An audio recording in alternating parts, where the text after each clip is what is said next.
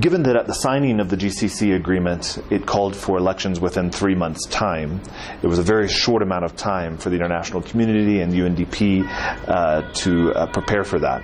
Within 1 month of the signing of the GCC implementation agreement, UNDP had formulated a project document for this support to the Election Commission, and within 5 weeks' time garnered the international support and funding to support the Commission in its efforts to implement the initial early presidential elections that were called for in February of 2012. I think with the support of UNDP, the wider international community, donors, political stakeholders of Yemen, civil society of Yemen, and ultimately the Yemeni people, it showed the resilience and the desire to move from a very tumultuous year in 2011 to an acceptance and agreement of the GCC agreement to go forward. And I think that's typified in the participation of the Yemeni people on election day that happened just 3 months after the signing of the implementation mechanism. A wide array of public support and participation in the process, of youth, of women, families going together to take part in this historic event, I think really gave that mandate to the political process to begin and the transitional period to begin. And you saw the elections happen with largely a lack of serious security incidents across the country.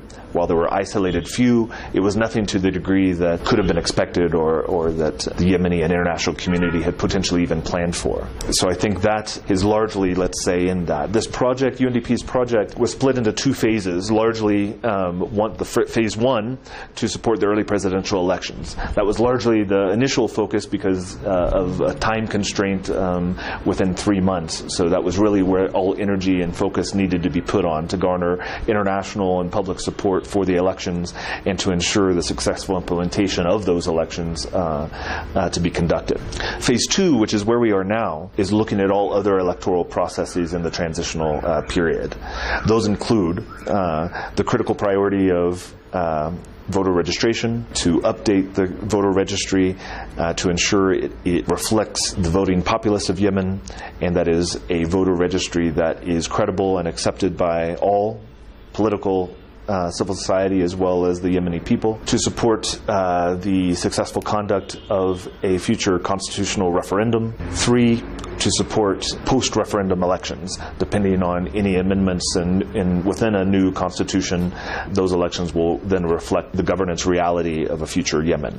I think UNDP's support and specifically this project in garnering and coordinating wider international support, but also public support, and ensuring that the Election Commission and assisting the Election Commission in the conduct of the elections, and also assisting the Election Commission in the relationships with the Yemeni public to ensure it's built on trust with political parties, civil society, and the people, is really crucial to the entire transitional process. Within the transitional agreement, really every benchmark largely is tied to some level of an electoral event. And ultimately, success of the elections will largely also determine the success of the entire transition.